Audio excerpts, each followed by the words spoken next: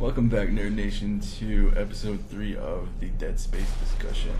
We last left off on religion versus science as the antagonist for this series. And we're going to move on. This is going to be the last episode.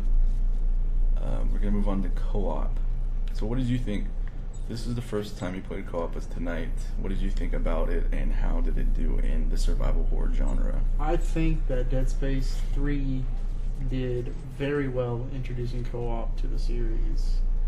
Everything worked together very well. It didn't make it seem like, we had alternate objectives. It didn't seem like one of us knew more than the other did, because I know you played the game before. Oh yeah, it's all a team effort. It's not like Carter knows more than Isaac or vice versa. You've played it before. You're on New Game Plus. You know this game better than I do. Yet we both found ourselves struggling, running around wondering what the hell we're supposed to do. Even with the objective markers, it can be a little confusing but sometimes. It's fresh. It does keep things interesting. And combat-wise, teamwork is a must. What happens later on, what I wanted to touch on, is that you didn't get a chance to see this, but later on, if you know anything about the series, you know that the marker has some crazy psychological effects on the mind, and it'll make you see things like hallucinate and hear things, and become violent and all kinds of stuff. And so what's really cool about the co-op is if I'm playing, with my friend Chris over here, and we walk into a room, what's going to happen eventually is I see a room full of caskets, full of just boxes full of bodies. And he is going to walk into the room, and instead of caskets there, he's going to see giant toy soldiers. And so it's just like little stuff like that add a very a subtle amount of just complete psychosis. There's another example where you walk into a room and whoever's playing Carver will play an audio file, one of the many files that you find throughout the game. And Carver will hear dialogue. He'll hear like a doctor taking notes or whatever, while the person playing Isaac just hears crazy psychotic laughter the entire time, and nothing but laughter the entire time. So the whole time, it's not on the same console, so it's over Xbox Live, it's over a network. So you're talking to your friend, you're like, dude, are you hearing this? Like, do you hear this for real? Do you see these toys, like, all these things happening? And they're on their side of the internet, and they're like, what are you talking about? This is a normal room. Like, this is just an audio file going off. This is just a room full of boxes. Like, it's standard operation. So in a way, Dead Space 3, the characters, one crazy, one reality. It brings that to your friends on Xbox Live. Like, whenever your friend is trying to explain to you that he's listening to an audio tape with a guy laughing, and you're just hearing the doctor taking his notes, you're like, man, this guy's a fucking retard. What the hell is he talking about? And it's like it makes you not trust your friends. Also, it's like, are they going to be there for me when shit's going down and I need someone cover from these necromorphs? Like, it brings a metagame to reality.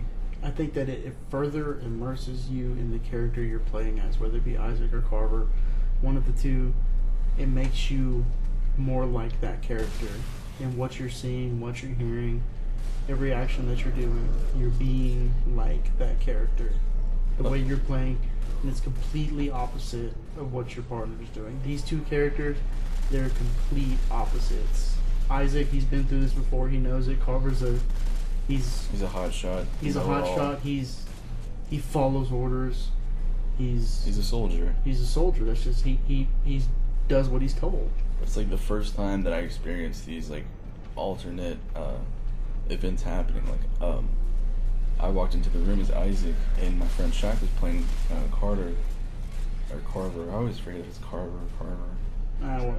Whatever.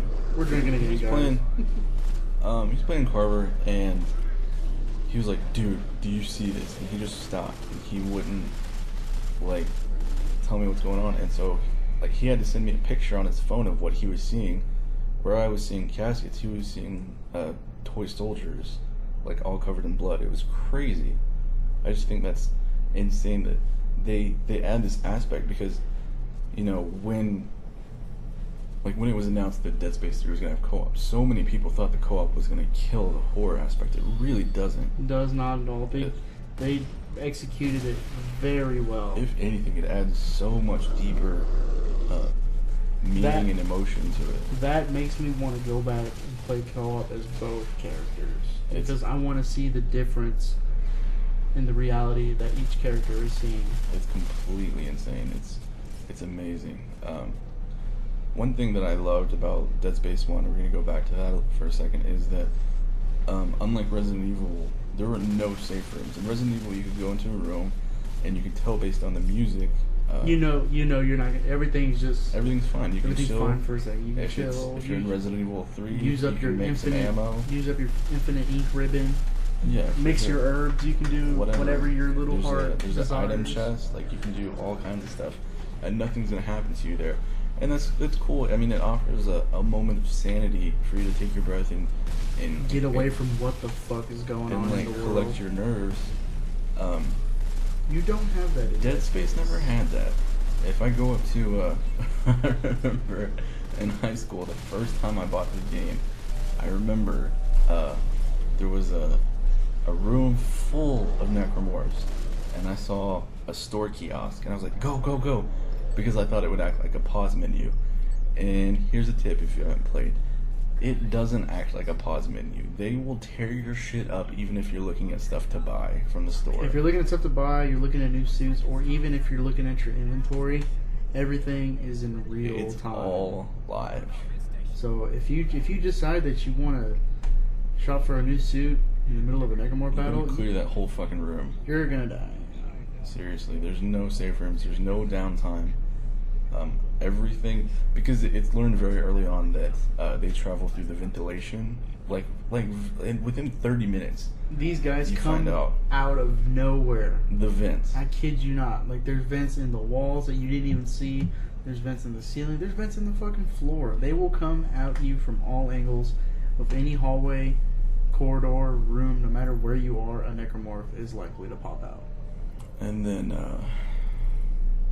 there's another thing I was going to touch on. I completely just went blank on it, though. It's the alcohol.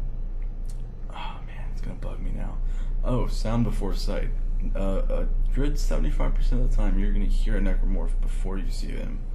And because that's not the stronger of the senses, you're mentally going to go insane because you hear them before you see them. Like, sight being the strongest sense, provided you're not blind, I guess. You know what I mean? Like, if you're blind, you shouldn't be playing this game anyway. If you're blind, you can't play this game. So don't worry about it. But I do agree with you there. If you hear a necromorph crawling through the ventilation underneath you, beside you, above you, it just kills you to know. It sends that chill down your spine. When you hear that metal being ripped apart, you immediately do a 360 to assess where it came from and ready your weapon. Always. It's nerve-wracking. And I can't stress this enough, guys. These guys come at you from all angles. Seriously, nothing is safe. We're not joking. If you think you can anticipate where these things are going to come out from, then more than likely you're wrong. So yeah. And then what 2 had to offer, which was cool, I believe 1 had upgradable suits, and that was only armor. 2 had suit traits, but they were like +1 capacity, +5 armor, plus whatever reload. And it was really cool, like, to balance what you liked aesthetically versus your gameplay style. And there were so many, dude. There's like 10 suits in 2, and now there's like 5 or 7 in 3. But they completely got rid of that trait system for the suits, and that really bums me out because it's just, I feel like they scraped away a little layer of the strategy of how you're gonna play. How you can build your arsenal, your character. And that also helped with like hardcore. You could figure out which suits help you play to survive. Any of you who have played this game on hardcore, rather any of you who completed it, you have my kudos. Utmost respect. Absolutely. Just the sheer patience and talent that we're telling you right now how unpredictable and how difficult and just how bone chilling this game can be. But we're talking about like playing it on like regular difficulties. You play this game on hardcore, multiply that by like 10. It's insane. It's ridiculous. 3 added on a weapon crafting system, which got mixed reception from a lot of people. I was just getting the hang of it. At first, I was, I was a little skeptical, like, how is this going to work? Once I got the hang of it, once I actually understood it, then actually I can see getting further into the game how I can... It's not a bad layer mechanic. Absolutely. It's good. It helps you. I mean, you went down from 4 weapons in your slot to 2 weapons, and then each weapon having a sub-weapon, which also changed it up a bit. I'm not a huge fan of that, but it doesn't really hurt it any. And really the last thing that we were going to touch on is how from 1 to 3, Dead Space never gets comfortable with itself. Like we said. If you guys notice from Resident Evil 4, Resident Evil 4 was the peak. It is the, Apex. Personally, the greatest Resident Evil game I've ever played. 2 was great. 1 was great. I own 3 was 4 great. on every... I bought 4 on the GameCube. It came out on PS2. I bought a PS2 for Resident Evil 4. Then I bought the Wii edition. Yeah. And then it came out on the Xbox Live Arcade. I Right. bought it on the arcade. I cannot get enough of 4. Yeah, I It have was that on every version as well. Capcom decided they want to sit back in their chairs. They're going to take everything that was good about 4, throw a bunch of gunfire, throw a bunch of action, And that's where and a 3 bunch of came in. sunlight, mind you. 3 is always, or Dead Space was always changing suit mechanics, weapon crafting. And the co-op, guys. All these things. It's always trying to tweak itself and make itself feel better. Like in 3, you can really feel like while you're playing 3, you can feel like this is what Visceral wanted Dead Space to be the whole time, and it's just a killer experience all the way through.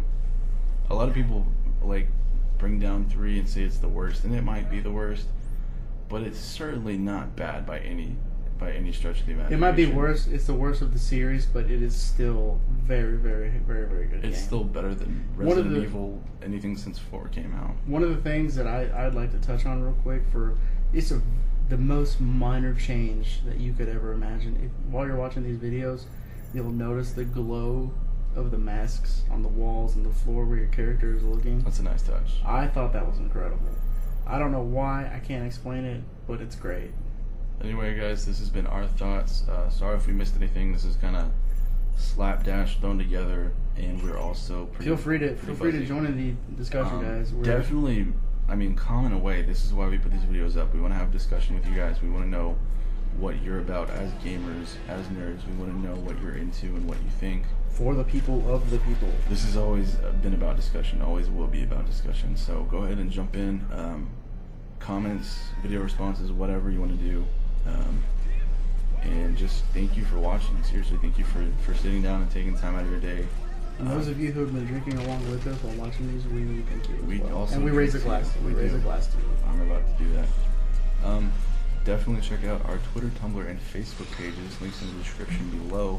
And click out from this video to whatever I decide to link out. Tell your friends about us. Feedback, like, comment, subscribe. The usual. Until next time, guys, I am Tyrant with RumblePack Gaming. I'm Chris Negero with RumblePack Gaming. Later.